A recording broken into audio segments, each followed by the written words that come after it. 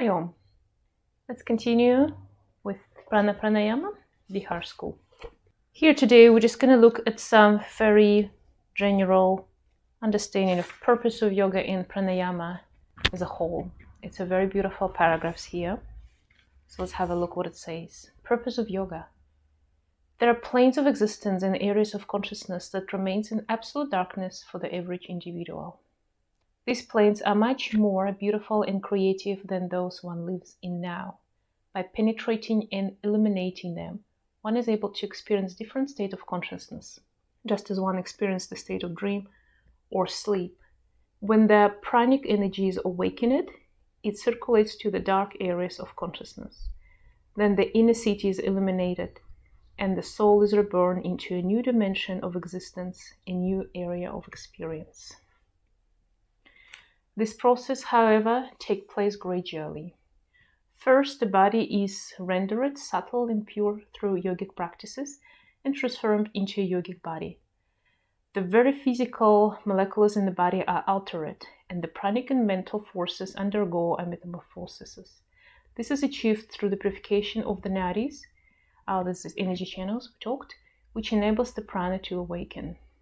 The awakened prana then gradually illumines the whole consciousness. One paragraph about the purpose of the pranayama practice we do, or any yoga practice we do, which I told you again before. It's involved your awakening your energy body, the prana body, pranic body, is a start. And as I said before, the pranic body is our connection between our physical being here now in this physical existence which we live every day, to connect to our other realms of ourselves, spiritual, mental, emotional, this kind of stuff.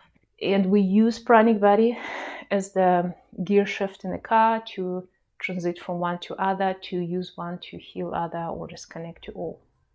So here it's very nicely described, and it's always emphasized in yoga science, and I emphasize this, I'm not tired to emphasize it, that what we're doing here in yoga, it's not just something in our mind or something which is spiritual and supposed to be something mythical and not real.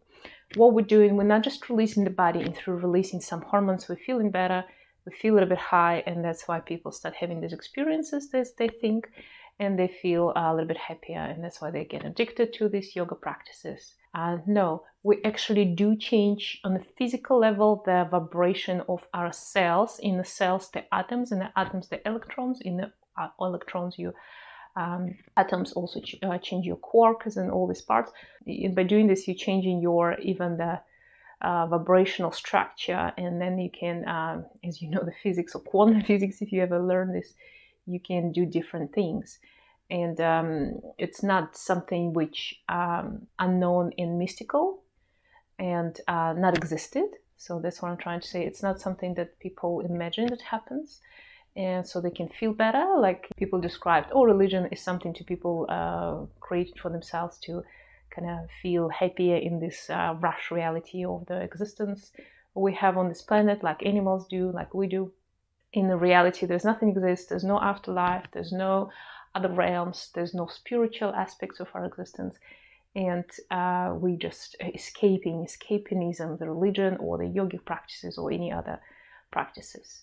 Some people do that, and they do this involuntarily escape there, and they might feel they might have some kind of experience. Same with the drugs, maybe alcohol, I don't know, but with the drugs, people do have these experiences, which some attributed to be spiritual, some attributed to be just like escapism. And they say it's the same what you experience when you practice yoga or some deeper other spiritual practices. No, it's not the same. And you can, in both, you can find in the real experiences and those hallucination kind of state that produced by our mind. Yeah. So similar like with the dream, you go to sleep and you can have a real experience in the dream while you're dreaming. So you actually can connect through your astral or a spiritual body and do something, or see somebody, or have some experience, learn something.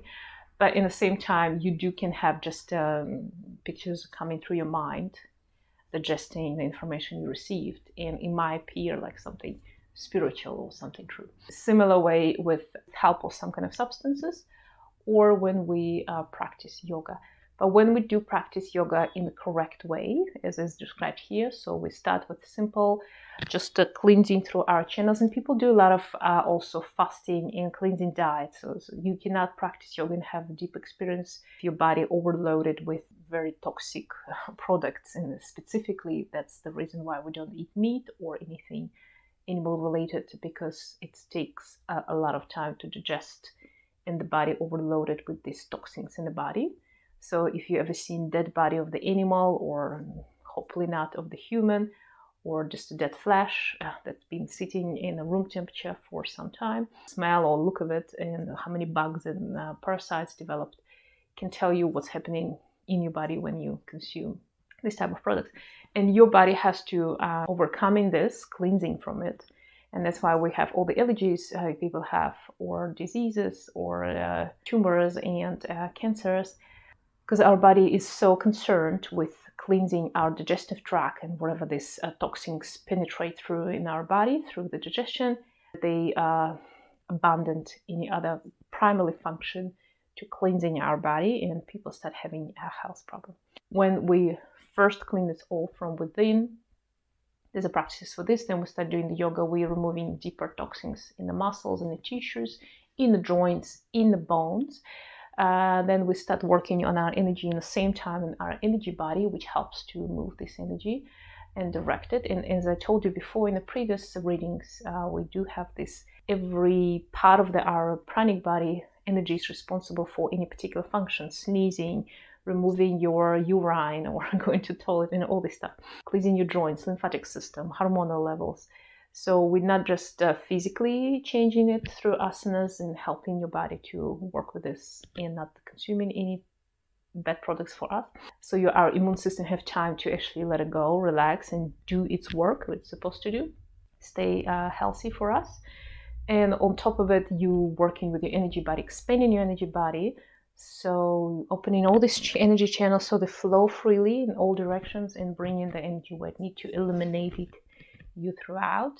Chakras start active, and you can start feeling the energy running through your body and physically and on all other levels, and you start reactivating your brain. And when this happening, you have this positive feedback, and then you start having those experiences we talked about. So it sounds complicated. In the same time, that we all have to do this for our evolution. That's the purpose of our existence in this life. Our life was given us, maybe many times if you believe in reincarnation, maybe just once, for a particular purpose. And so many people become unhappy because they don't understand what the purpose of the life. You can achieve everything in your career, in your family, in the life aspects, emotional. You can try all the drugs you want in the world. You can start saving the world, and then many people start giving up on the way because they understand everything cyclic. So we can start saving the world, I don't know, fight climate change or whatever. But there's always will be somebody who does it, all back again, and you have to start all over again. And many people just start giving up. Many people already born like that. They don't want to do this because they already feel like it doesn't make point. So it's mean they already learned it sometime before. Same with emotions or the family. Some people are so happy they're like newborn babies. They want to explore, absorb. I want to start family. I want to have a nice wedding. I want to have a bunch of kids. I want to experience the grandparenting or something like that. But some people kind of tired of it already, and you would think, oh, why it's like that? Why some people not even interested in having the kids? Because they feel on the deep down that they already experienced that or something. They yearning for something else, and they're thinking if they're gonna divert the life energy into these aspects, so become rich or career or save the world or have family, they will not have enough time to actually find out what they come here for true. And in yoga, it tells you that you don't have to eliminate one part of your life for the yoga. So you, if you have a good practitioner, teacher, good understanding, you will incorporate it. So you can still pursue these everyday's activities, your task, your duties, and at the same time spiritually evolved. And it's actually, there will be positive feedback. One will help you to more open in other, and help each other. So it's actually advisable to have your everyday's life, your whatever duties you have. It doesn't matter what you do. You doing dishes every day in the kitchen, or you're high boss of some kind of company and stuff like that. So it doesn't matter where you are. It's the way you approach those tasks. and you incorporate your yoga science, your yoga knowledge through that, and it will have the positive, not just for you but the people around you, and you will change the world in a good way, and you will stay happy rather than feel this lost connection. And I see it a lot of people achieve much in the life and they've been given much in the life. Luckily, some people not like that. I haven't been given much in my life, from even just from start from like where I was born, what times I've been born. Many people have different stories, and everybody has very dramatic stories in their life, and most of us.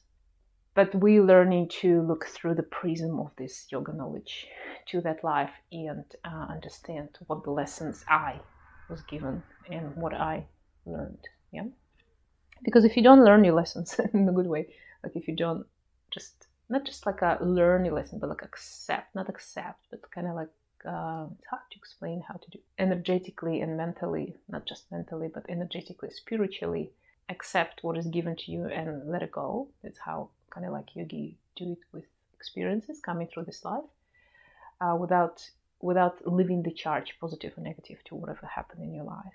Constantly experience this in the same time, then you let it go fully. Then you kind of surpass this lesson. And the moment you start doing this through yoga practice, will help you to do it automatically by itself. The practices, they help to do it. If you kind of don't do this in time, still have still some kind of like sadness or extra happiness, or you want to repeat some experience. So you have some attachment to the experience, whatever was it. You'll be given another opportunity to re-experience and approach this lesson. I always say.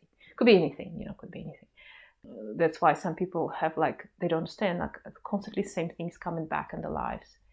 And they feel very sad or upset, and they don't stop believing in anything that exists. They think it's just bad karma. It's just the world is not this good place for them, to them. And they start constantly feel sad or even depressed. Just start practicing simple practices, simple pranayama. Just start opening the neti channels, and the life will change dramatically for you.